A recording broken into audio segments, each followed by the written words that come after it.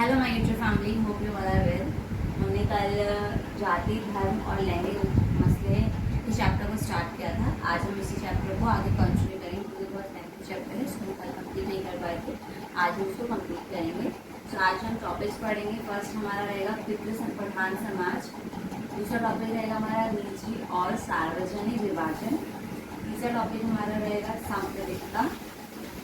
चौथा टॉपिक रहेगा धर्म, सांप्रदायिकता और राजनीति। एंड नेक्स्ट रहेगा धर्मनिरपेक्षता और लास्ट वन रहेगा जातिवाद। आज हम इन टॉपिक्स को कवर करेंगे और इस चैप्टर को कंप्लीट करेंगे। So let's start. हमारा फर्स्ट टॉपिक है पितृ प्रधान समाज। पितृ प्रधान समाज क्या होता है? जहाँ पे पुरुषों की ज़्यादा चलती है, पुरुष प्रधान देश, जहाँ पे पहले दादाजी, फिर पिता, फिर उनके बेटे के सीक्वेंस में पीढ़ी दर पीढ़ी ये पुरुष प्रधान में सीक्वेंस वाइज चलती है। आज हमारा समाज जो है वो पुरुष प्रधान समाज है। पुरुष प्रधान, ठीक है। आज हमारा समाज पुरुष प्रधान समाज है। आज हमारी महिलाएं शिक्षित हो रही हैं, शिक्षित हो रही हैं, परंतु अभी भी कहीं ना कहीं वो पीछे हैं।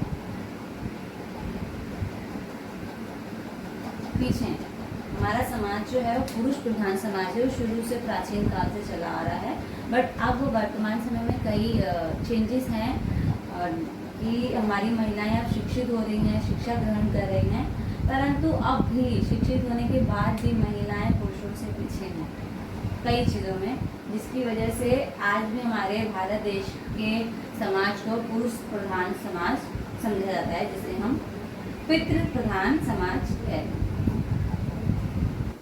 ठीक है।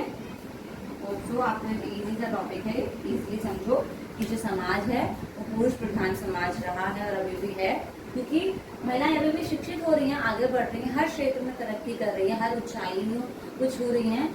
इतनी तरक्की करने के बाद, शिक्षित होने के बाद भी कहीं ना कहीं महिलाएं पुरुषों से पीछे रह रही हैं, और उसका एक ही रीज़न है कि हमारा समाज पितृ प्रधान समाज है। ठीक है। पहले हम इस टॉपिक को समझते हैं इंडिविजुअली, इन टॉपिक का, इन वर्ड्स का मीनिंग क्या है, ताकि हम टॉपिक को, कंसेप्ट को इजीली अंडरस्टैंड कर सकें। ठीक है। तो हमारा पहला जो इसमें वर्ड है निजी। ठीक है। निजी का अर्थ होता है निजी से लेके, जैसे कि घर, परिवार, देखभाल, आदि। ठीक है। ये चीजें निजी से रिलेटेड होती हैं। सार्वजनिक का अर्थ क्या होता है, अभी बताती हूँ मैं आपको। सार्वजनिक का अर्थ होता है जैसे कि नौकरी, व्यापार, ठीक है, राजनीति आदि। ठीक है। होप्स आपको ये बेसिक चीज समझ आ रही होगी। निजी का मतलब घर, परिवार, देखभाल, जो मोस्टली इसमें हम कंपैरिजन महिलाओं और पुरुषों में कर रहे हैं। निजी, सार्वजनिक, विभाजन। निजी का मतलब वो महिलाओं के आसपास महिलाओं की कंपैरिजन हो रहा है, और सार्वजनिक मीन्स पुरुषों की बात हो रही है। कैसे, मैं आपको बताती हूँ। निजी कार्य आपने देखा होगा, मोस्टली ये जो कार्य होते हैं हमारे पुरुष प्रधान समाज में महिलाएं करती हैं। ठीक है।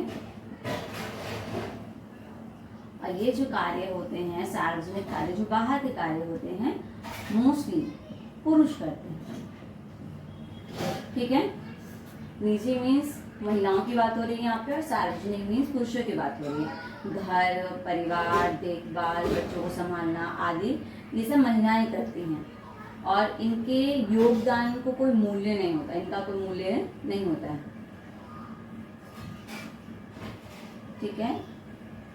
और पुरुषों के लिए होता है कि उन्हें नौकरी करना है, व्यापार करना है, राजनीति में भाग लेना है, और इनके कार्य का मूल्य होता है, सम्मान किया जाता है। ठीक है। और इसकी वजह से होता क्या है कि इसका असर क्या पड़ता है समाज पे, कि महिलाओं को बाहर निकलने की आज़ादी मिलती नहीं है, समान अवसर नहीं मिल पाते हैं, और पुरुषों को भी बहुत प्रेशर होता है, उनको बाहर जाना है, पैसा कमाना है, घर चलाना है, तो ये एक तरह से हर जेंडर के लिए, हर लिंग के लिए बहुत ही प्रेशर की बात होती है कि महिलाओं को सिर्फ घर ही संभालना है, उन्हें बाहर जाने से डर लगता है, बाहर के कार्य करने के अवसर नहीं मिलते। और पुरुषों के बारे में बहुत ही प्रेशर होता है कि उनको पैसा ही कमाना है, उनको कार्य ही करना है, नौकरी करनी है, व्यापार करना है, घर चलाना है, आर्थिक रूप से उनकी जिम्मेदारी। ये एक बहुत बड़ा बर्डन होता है हमारे पुरुषों के लिए, जो कि गलत है, नहीं होना चाहिए। अधिकार और कर्तव्य दोनों के लिए एक समान है। जब अधिकारों में हम समानता मांगते हैं तो कर्तव्यों में भी समानता होनी चाहिए, पुरुषों के लिए भी और महिलाओं के लिए। इसका समाधान क्या है कि महिलाओं को भी बाहर अवसर देने चाहिए, कार्य करने के मौके देने चाहिए, ताकि बाहर जाके कार्य कर सके और आर्थिक रूप से पुरुषों की मदद कर सके, अपने हस्बैंड की, अपने फादर की, अपने भाई की हेल्प कर सके, ताकि समानता बनी रहे और किसी एक पुरुष पे इस चीज़ की जिम्मेदारी ना। और पुरुषों की भी जिम्मेदारी बनती है कि पुरुष भी घर संभालने में अपना योगदान दे, ताकि महिलाएं उनको हेल्प कर रही हैं आर्थिक रूप से, बाहर जाएंगी, उनके लिए भी अच्छा है कि उनकी भी ग्रोथ होगी, उनकी डेवलपमेंट होगी, विकास होगा, वृद्धि होगी। साथ ही पुरुषों के लिए भी जो बहुत बड़ा बर्डन है कि उन्हें ही पैसा कमाना है, वो कम हो जाएगा। और ये एक तरफ से नहीं होगा, दोनों तरफ से होना पड़ेगा कि पुरुष महिलाएं अगर बाहर जाकर कार्य करेंगी तो पुरुषों को भी घर में अपना योगदान देना चाहिए, ताकि असमानता, भेदभाव थोड़ा कम हो सके और दोनों को समान अवसर मिल सके और अधिकार और कर्तव्यों की अच्छे से इसका व्यापन हो सके। ठीक है, होप सो आपको टॉपिक समझ आया होगा। निजी सार्वजनिक विभाजन, इस तरह से महिलाओं में और पुरुषों में, महिलाओं में और पुरुषों में विभाजन रहता है। पर इसका समाधान यही है कि महिलाएं भी बाहर जाके कार्य कर सकें, उसके अवसर देने चाहिए और पुरुषों को भी घर में अपना योगदान देना चाहिए कार्य करने में, ताकि ये भेदभाव और असमानता थोड़ी कम हो सके। ठीक है, सांप्रदायिकता क्या होती है? किसी की भी एक ये सांप्रदायिकता क्या है? विचारधारा है। एक सेकेंड,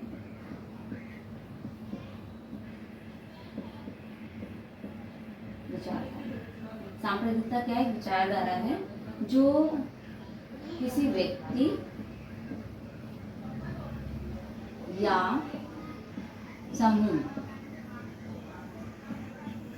समूह द्वारा रिप्रेजेंट की जाती है। ऐसी विचारधारा है जो कि सिर्फ अपने धर्म को श्रेष्ठ मानते हैं। क्या मानते हैं? सिर्फ अपने धर्म को श्रेष्ठ मानते हैं। ठीक है, जो सिर्फ अपने धर्म को श्रेष्ठ मानते हैं। और इसका इजीली कॉन्सेप्ट अगर मैं आपको बताऊं, ऐसे सांप्रदायिकता एक ऐसी विचारधारा है जो किसी व्यक्ति या समूह द्वारा ऐसी भावना को रिप्रेजेंट करता है जो अपने धर्म को सबसे ऊपर, सबसे सर्वश्रेष्ठ मानता है और दूसरे धर्म से नफरत करता है, उसे सांप्रदायिकता कहते हैं। ठीक है, सांप्रदायिकता ही है जो देश का बंटवारे का परिणाम देती है, क्योंकि हम एक दूसरे के धर्म का सम्मान ही नहीं कर पाते। हमारे लोकतंत्र, प्रजातंत्र देश में कहा जाता है, माना जाता है कि एक दूसरे के धर्म का सम्मान कीजिए, चाहे वो कोई भी हो, हिंदू, मुस्लिम, सिख, ईसाई, किसी भी धर्म से हो। हम सब एक देशवासी हैं, एक हिंदुस्तानी हैं, हमें हर धर्म का सम्मान करना चाहिए। पर सांप्रदायिकता ही एक ऐसी विचारधारा है जिसकी वजह से देश का बंटवारा जैसे परिणाम आते हैं।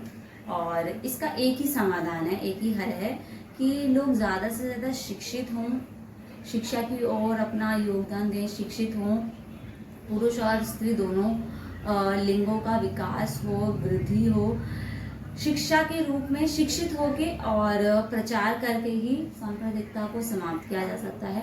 और ये बहुत ही नकारात्मक विचारधारा मानी जाती है, क्योंकि ये सिर्फ एक ही धर्म को ऊपर मानती है कि एक ही धर्म सबसे इम्पोर्टेंट है। सो इसका एक ही समाधान है, लोग शिक्षित हों और प्रचार करें सकारात्मकता रूप से, पॉजिटिव वे में अपना विचार को रिप्रेजेंट करें, ना कि नेगेटिव रूप में। सो सांप्रदायिकता जैसी विचारधारा को खत्म करना ही अच्छा होता है, तो इसे स्टॉप कर देना चाहिए। ओके, धर्म आपको मैं बताती हूँ, आपको बेसिक रूप से पता ही होगा। धर्म का मतलब है जीवन जीने का जो तरीका बताया, जीने का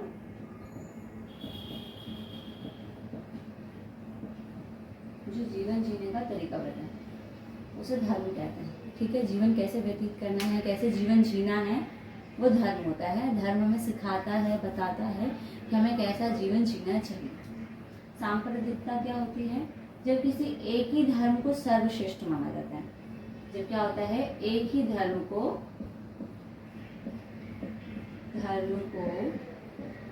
श्रेष्ठ माना जाए या सबसे ऊपर माना जाए, ठीक है, सबसे ऊपर माना जाए, उसे कहते हैं सांप्रदायिक, ठीक है। और राजनीति में क्या होता है, सांप्रदायिकता की जो विचारधारा, जो भावना है, कहीं ना कहीं राजनीति में भी देखा जाता है, जिसकी वजह से भ्रष्टाचार होता है।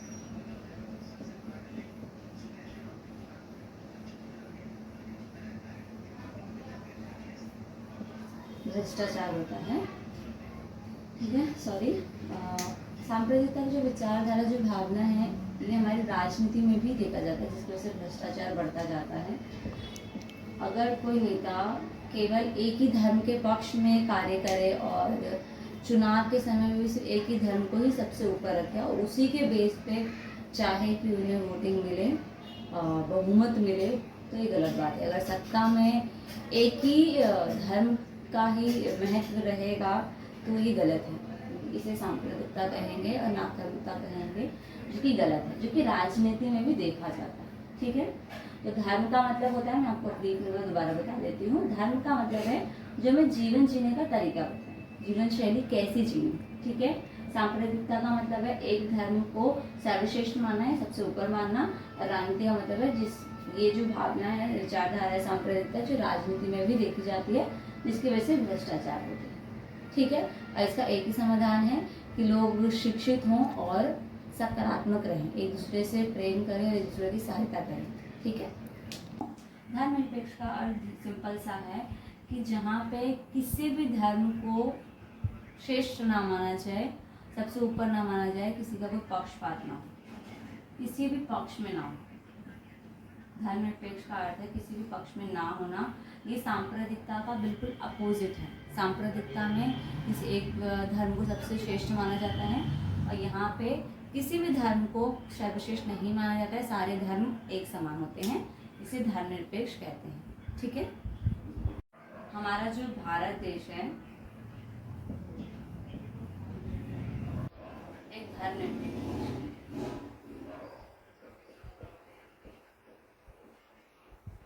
जहाँ पे सभी धर्म एक समान। भारत में धर्मनिरपेक्षता है, कोई भी धर्म छोटा बड़ा ऊंचा मोटा काला कुछ भी नहीं है, सभी धर्म एक समान है, सभी धर्म का एक बराबर सम्मान है, सबका बराबर अवसर है, कोई भी धर्म छोटा बड़ा नहीं है, सब धर्मों का सम्मान करें। हमारा भारत देश धर्मनिरपेक्ष है और धर्मनिरपेक्षता हमें सिखाती है कि हर दूसरे धर्म का सम्मान करें, ठीक है। अब हमारा नेक्स्ट टॉपिक है जातिवाद। जातिवाद क्या होता है? जातिवाद एक विचारधारा, क्या है? विचारधारा। जातिवाद एक विचारधारा। जाति के आधार पर जो भेदभाव होते हैं,